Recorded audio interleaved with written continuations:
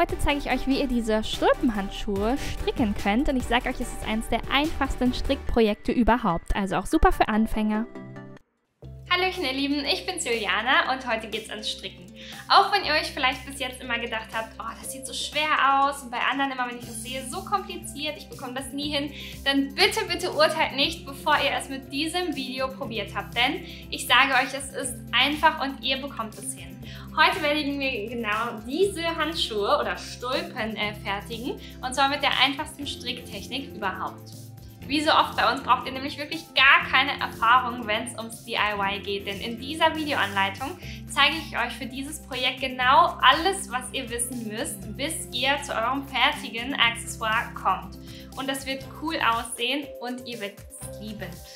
Also macht direkt mit, genau wie ich es euch vormache, pausiert einfach, wo ihr möchtet, wiederholt so oft ihr möchtet, dann kann nichts schief gehen und ihr könnt auch nichts vergessen. Ja, was ihr auf jeden Fall benötigt, ist die The Zoe Gloves Strickanleitung oder, wenn ihr möchtet, auch super gerne das DIY-Set. Beides ist verlinkt hier in unserer Beschreibung unten. Genau, je nachdem könnt ihr natürlich eure eigenen Materialien nutzen oder wenn ihr sagt, mir die Wolle gefällt mir mega gut, die Nadeln sehen auch voll cool aus, ich mache es einfach genauso nach, dann bestellt es euch und ihr bekommt alles, was ihr braucht, genau in der richtigen Menge und super guter, nachhaltiger Qualität zu euch nach Hause geschickt. Ja, ich würde sagen, dann können wir eigentlich direkt mit dem Stricken beginnen. Ich zeige euch jetzt die Technik, wie es losgeht und wie ihr dann eure Handschuhe macht, sodass die am Ende so aussehen. Und bevor ich es nachher vergesse, liked und kommentiert doch super gerne noch dieses Video, wenn es euch gefällt und abonniert auch unseren Kanal, denn dann könnt ihr keinen Teil unserer nächsten Kollektionen mehr verpassen. Ganz viel Spaß beim Stricken! Ihr benötigt also ein Knäuel Wolle, dazu passende Stricknadeln, eine Stopf- oder Wollnadel und das war's. Dann findet also bitte einmal einen Anfang von eurer Wolle. Ihr nehmt euch die hier in die linke Hand und als erstes machen wir eine Schlaufe. Die sieht so aus. Wir legen hier das Garn einmal über unser Garnende, ziehen dann hier das Garn, was am Knäuel hängt, von unten nach oben durch die Schlaufe, halten das mit links fest, die beiden Bänder, und ziehen dann rechts, um unsere Schlaufe zu haben. Die kann man auch noch etwas verstellen. Also wenn ihr dran zieht, könnt ihr die kleiner oder größer machen. Dann wisst ihr, ihr habt es richtig gemacht. Ansonsten guckt euch das doch nochmal langsam an. Und legt jetzt einfach die Schlaufe auf eine der Nadeln und zieht an dem langen Ende, sodass die Schlaufe etwas fester sitzt. Die sollte nicht ganz fest sein, man sollte sie immer noch gut verschieben können, aber da sollte auch nicht mehr super viel Platz sein. Dann nehmt ihr euch die andere Stricknadel dazu. Ich gehe jetzt hier unterhalb meiner Stricknadel durch diese Schlaufe und zwar von vorne nach hinten. Nehme dann mein Fadenende und wickel das von links nach rechts vor meiner Nadel und ziehe dieses gewickelte Stück mit meiner Nadel nach vorne durch. So, jetzt habe ich also rechts eine Schlaufe, links eine Schlaufe. Ich gehe jetzt mit meiner linken Nadel hier vorne vor meine andere Nadel und hebe die Schlaufe einfach ab. So nehmen wir Maschen auf. Das ist ganz einfach, aber ich zeige es euch nochmal. Ich gehe jetzt zwischen meine beiden Schlaufen, wickel dann mein Garn von links nach rechts vor meine Nadel, ziehe diese Schlaufe mit der Spitze nach vorne, ziehe sie nach rechts, könnt ihr auch mit dem Finger ein bisschen festhalten und hebe sie einfach ab, indem ich mit der linken Nadel unter diese Schlaufe gehe und sie nach links transferiere. So, genauso machen wir das jetzt weiter. Ich gehe wieder zwischen die beiden Schlaufen, nehme mein Garn, was an der Wolle hängt, wickel es von links nach rechts vor der Stricknadel entlang, halte es ein bisschen fest, so, und ziehe also diese Schlaufe nach vorne. Ich gehe jetzt nach rechts, hebe die wieder ab, indem ich einfach hier mit meiner linken Stricknadel drunter hebe und mache jetzt so oft weiter, bis ich so viele Maschen erreicht habe, wie es auf eurem Spickzettel in eurem E-Book zu sehen ist oder in eurem Booklet. Das verrate ich an dieser Stelle hier in dem Video nicht, also lest es bitte einmal nach. Und nehmt die Maschen genauso auf, wie ich es gerade gezeigt habe. Ihr könnt das ganz langsam machen und einfach Schritt für Schritt. Wenn euch etwas unklar ist, spult einfach nochmal zurück. Guckt es euch nochmal an. Hier sollte man es gut erkennen können. Ich mache das hier ganz langsam vor. Und dann sehen wir uns gleich wieder, wenn ihr so viele Maschen aufgenommen habt, auf der linken Nadel, wie es in eurer Anleitung steht. Ich nehme jetzt hier gerade nochmal eine Schlaufe auf und zeige euch jetzt einmal, wie das Ganze aussehen sollte. So erkennt ihr dann auch, ob es richtig ist. Wenn ihr das Ganze einmal hier anguckt von unten, dann habt ihr hier wie so eine kleine Flechtung Und oben diese einzelnen Schlaufen, die könnt ihr jetzt also dann gleich zählen. Die sollten genau diesen Betrag haben, also diese Anzahl haben, wie es in eurer Anleitung steht. Alles klar. Wenn ihr jetzt also die richtige Anzahl der Maschen aufgenommen habt, dann geht es jetzt richtig los ans Stricken. Dafür gehen wir immer hier nicht zwischen zwei Maschen, die wir aufgenommen haben, sondern durch eine hindurch, unterhalb der Nadel, wickeln dann wieder unser Garn wie zuvor herum und ziehen die Masche nach vorne. Diesmal bleibt ihr auf der rechten Nadel. Ich gehe in die nächste Masche rein, von vorne nach hinten, durch diese Schlaufe also, wickel dann mein Garn wieder von links nach rechts vor die Nadel, ziehe die Schlaufe nach vorne durch und hebe dann die Schlaufe von der linken Nadel einfach ab. Genauso mache ich weiter die ganze Reihe entlang. Ich gehe durch die Masche durch, wickel mein Garn von links nach rechts vor der Nadel, ziehe die Schlaufe nach vorne, heb die Masche von der linken Nadel einfach ab, lasse sie also einfach fallen und immer so weiter. Ihr seht, ich werde jetzt also die ganzen Maschen von der linken Nadel auf die rechte bringen und das macht man immer so, also immer von der linken auf die rechte, dann machen wir die wieder zurück auf die Nadel, wo sie vorher schon drauf waren und die dann gerade leer ist und ja, so geht es dann immer weiter. Ich sag's euch also nochmal. Wir gehen jetzt durch die Schlaufe, nicht zwischen die Schlaufen, wickeln den Faden rum, ziehen die Masche ab und lassen die linke einfach fallen. So sieht das dann aus. Das macht ihr jetzt, bis ihr alle Maschen einmal auf die rechte Nadel gebracht habt und die linke Nadel komplett frei ist. Anschließend werden wir jetzt die Nadel, die jetzt in unserer rechten Hand ist, in die linke Hand nehmen und die leere Nadel in die rechte Hand. Um dieses gleichmäßige Strickmuster zu erhalten, machen wir jede zweite Reihe in genau der Technik, die ich euch gerade gezeigt habe. Das sind rechte Maschen gewesen. Und jetzt jede andere zweite Reihe werden wir mit linken Maschen stricken. Und die zeige ich euch jetzt. Es geht eigentlich ganz, ganz ähnlich, nur dass ihr diesmal nicht nach hinten stecht, sondern nach vorne in den Schlaufen. Nehmt dann euer langes Garn, wickelt das von rechts nach links um die Schlaufe und zieht dann diese Schlaufe durch die andere Masche hindurch und die Schlaufe dann ab von der linken Nadel, sodass sie auf der rechten sitzt. Ihr könnt dann hier einmal ziehen, damit die Masche wieder so klein ist. Und das Ganze machen wir dann nochmal. Ich gehe hier durch die linke Schlaufe, von rechts nach links, wickel mein Garn herum, ziehe einmal die Masche hier hindurch, sodass sie auf der rechten Nadel sitzt und kann dann hier die linke Masche da noch auf der Nadel einfach fallen lassen. Genauso mache ich das die ganze Zeit weiter. Ich gehe also immer vorne durch, wickel dann mein Garn einmal von rechts nach links, also von vorne nach hinten um die Nadel, ziehe das Ganze ab. Ich mache es nochmal. Genau so sollte das aussehen. Ihr seht es eigentlich ganz ähnlich, nur dass man jetzt vorne arbeitet und nicht mehr hinten. Ihr seht außerdem, dass sich auf der rechten Nadel deswegen jetzt so eine kleine Bubbles bilden. Also das Stichbild von dieser Seite, das ist später die innere, die linke Seite. Die sieht anders aus als die äußere. Und das ist, weil wir immer abwechselnd rechte und linke Maschenreihen stricken. Das könnt ihr einmal die ganze Zeit lang machen, bis ihr keine Maschen mehr auf der linken Nadel habt. So sieht das Ganze jetzt aus. Wir drehen das Ganze wieder um, sodass wir die Nadel mit den Stichen, also mit unseren angefangenen Stulpen auf der linken Hand haben können. Und in die rechte Hand nehmen wir dann die leere Nadel. Und jetzt machen wir wieder mit der Technik weiter, mit der wir rechte Maschen machen. Also wir gehen von vorne nach hinten in die Masche, wickeln dann wieder das Garn von links nach rechts herum, ziehen das Ganze ab.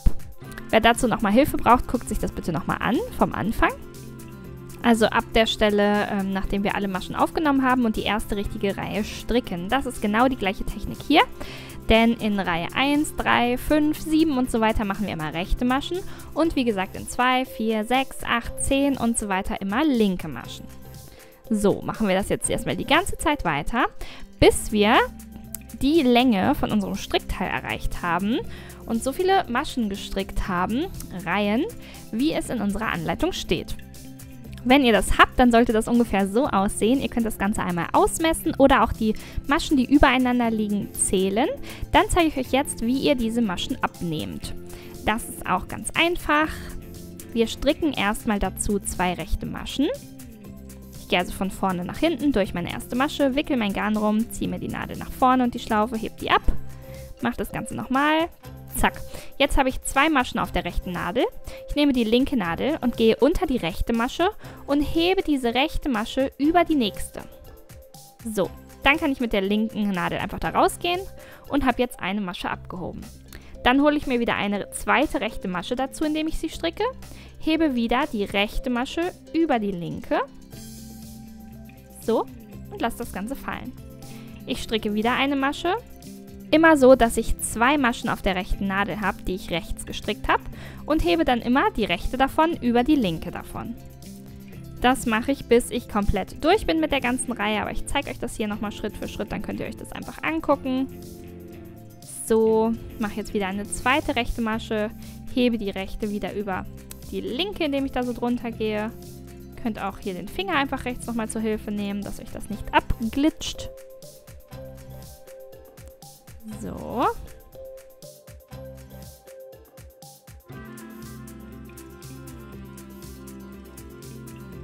Zieht auch hier die Maschen nicht zu fest, die ihr da jetzt habt, die neuen, sondern habt das relativ locker, aber natürlich sollte da nicht super viel hängen, sondern einfach so, dass die Dicke von dieser Masche ist wie eure Nadel, denn das passt ja perfekt zusammen.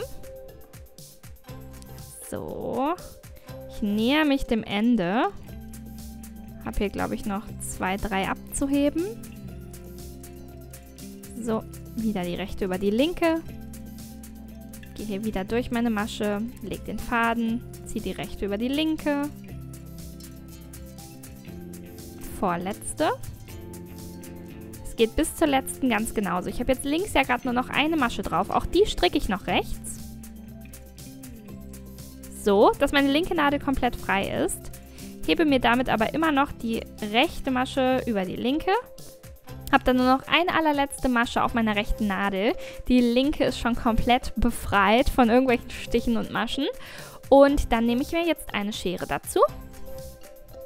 Und schneide hier meine Wolle so ungefähr nach 10-15 cm ab. Zack. Jetzt habt ihr ja immer noch die eine Masche auf der Nadel, die in eurer rechten Hand war. Und ihr könnt diese Schlaufe einfach einmal komplett durchziehen, sodass der Faden dann da durchglitscht und damit ist es gesichert. Ihr habt jetzt so ein kleines Rechteck erstellt und genau das möchten wir jetzt gleich nur noch einmal schließen, um unsere Stulpe zu fertigen. Es ist gar nicht mehr viel. Dann könnt ihr euch jetzt schon mal einmal eure Wollnadel oder Stopfnadel dazu holen und einmal ein Stück Wolle einfädeln. Ich empfehle, dass das ungefähr so lang ist wie eine Armlänge oder ein bisschen länger. Eure Stulpe bzw. das Rechteck, was es jetzt noch ist, einmal so vor euch hinlegen, dass die Seite mit diesem hübschen Zopfmuster außen ist und ihr die so faltet, dass jetzt die beiden offenen Kanten von der langen Seite aneinander kommen können. Ich habe dann jetzt also die Nadel vorbereitet und möchte jetzt einmal mit dieser Nadel die lange Seite schließen. Dafür gehe ich hier unten in meine äußerste Masche ein, die letzte, die wir haben, lasse noch so ungefähr 10 cm von meiner Wolle hängen und ziehe mir das Ganze einmal zu, indem ich hier rechts nochmal reinnähe. So, und schließe das schon einmal. Alles klar. Dann könnt ihr euch jetzt einmal hier anschauen. Wir gehen jetzt immer durch die äußersten Maschen, aber immer durch diese kleinen Querstege, die ihr seht, wenn ihr so eine Masche auseinanderzieht. Seht ihr das? Diese kleinen Querdinger sind genau die, die wir jetzt brauchen, um unsere beiden Seiten zu verbinden. Die habt ihr auf beiden Seiten. Hier ebenfalls. Immer in der letzten Maschenreihe. So, da sehen wir sie nochmal. In die unterste davon steche ich jetzt also ein. Diese hier. Gehe da von unten nach oben durch. Und auf der anderen Seite, da ist sie hier. Unter die ersten 2 ebenfalls. Das ziehe ich mir dann einmal fest. So. Dann gehe ich wieder auf der linken Seite mit meiner Nadel von oben nach unten durch hier den nächsten Steg. Die nächsten 2 Stege nehme ich mit. und rechts durch die nächsten 2 Stege ebenfalls. Die sollten sich immer auf einer Höhe befinden. Jetzt wieder links durch die nächsten 2.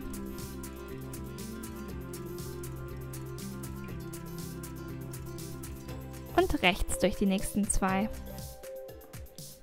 Macht das so lange, wie es bei eurem Spickzettel steht, in eurem E-Book oder Booklet. Denn wir müssen ja gleich noch eine kleine Stelle offen lassen für unseren Daumen. Und da steht dann einmal die Maßangabe, die ihr beachten solltet. Also das Stückchen, was ihr jetzt schließen möchtet.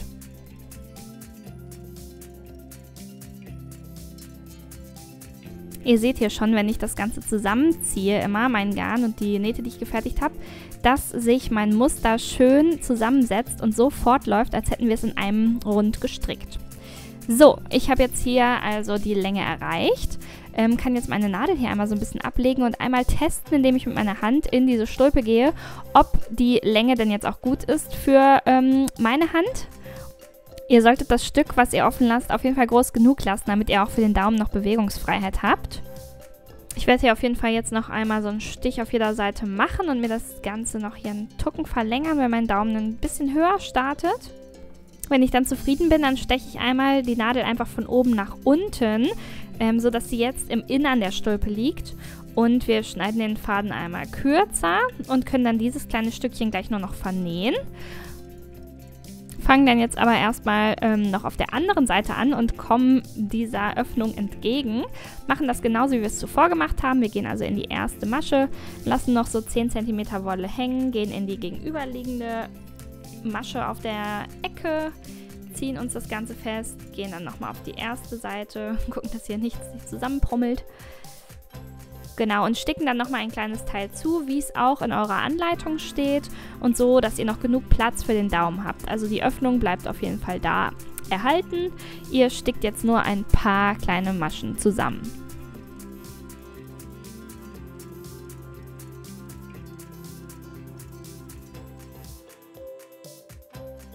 Wenn wir das dann auch haben, dann gehe ich auf jeden Fall auch nochmal mit meiner Hand hier rein, bevor ich alles vernäht habe. Und gucke, ob das so passt mit der Öffnung. Ich kann hier auf jeden Fall noch ein paar schließen. Deswegen mache ich das jetzt auch noch. Gehe da also ein paar Maschen weiter, die ich noch zusammennähe. Und wenn ich das habe, steche ich wieder mit meiner Nadel von oben nach unten hier in meine Stulpe ein, schneide meinen Faden so nach 10 cm ab und werde jetzt gleich nur noch die ganzen Fäden, die wir jetzt abstehen haben, vernähen können. So sieht das Ganze aus. Das setzt sich hier schön fort, unser Strickmuster, und das ist genauso richtig. Hier haben wir ein Loch für unseren Daumen. Und dann sind wir gleich fertig mit der ersten Stulpe. Fürs Vernähen könnt ihr jetzt einmal eure Stulpe komplett auf links drehen. So, da seht ihr die ganzen Fäden, die wir noch vernähen müssen. Das sind ein paar. Wir nehmen uns unsere Stopfnadel dann nochmal dazu und fädeln dann einfach den ersten Faden, wo ihr anfangen möchtet, ist egal, auf diese Nadel auf.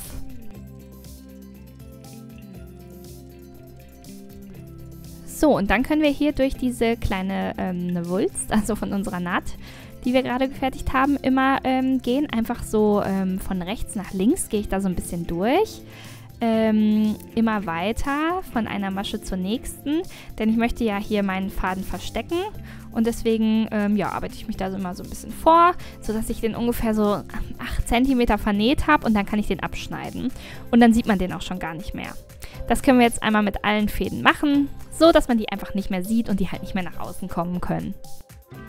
Wenn ihr dann alle Fäden versteckt habt und vernäht habt, könnt ihr eure Stulpe wieder nach außen krempeln. Sie sieht so aus und dann könnt ihr das genau gleiche nochmal für eure andere Hand vornehmen, denn ihr braucht ja 2 Stulpen. Alles klar. Dann spult doch gerne nochmal zurück, wenn ihr nochmal die Anweisung braucht. Beim zweiten Mal geht es bestimmt noch einfacher von der Hand und dann habt ihr bald 2 Stulpen. Fertig! Jetzt habt ihr einfach selbstgemachte Handschuhe. Irre, oder? Wer hätte es gedacht? Ich wünsche euch ganz viel Spaß beim Tragen. Vielleicht habt ihr schon bald Lust auf das nächste Projekt. Und wenn euch diese Technik Spaß gemacht hat, dann könnt ihr damit auch super gerne unsere The Poppy Bag stricken. Geht ganz genauso. Oder auch ganz ähnlich, nur mit einer Zusatztechnik quasi, geht es an den The Stella Scarf. Das ist ein Schalkragen mit Reißverschluss und ich sage euch, beide Projekte machen richtig viel Spaß und machen richtig was her. Ja, bis zum nächsten Mal würde ich sagen. Fühlt euch gedrückt und ja, bis dann!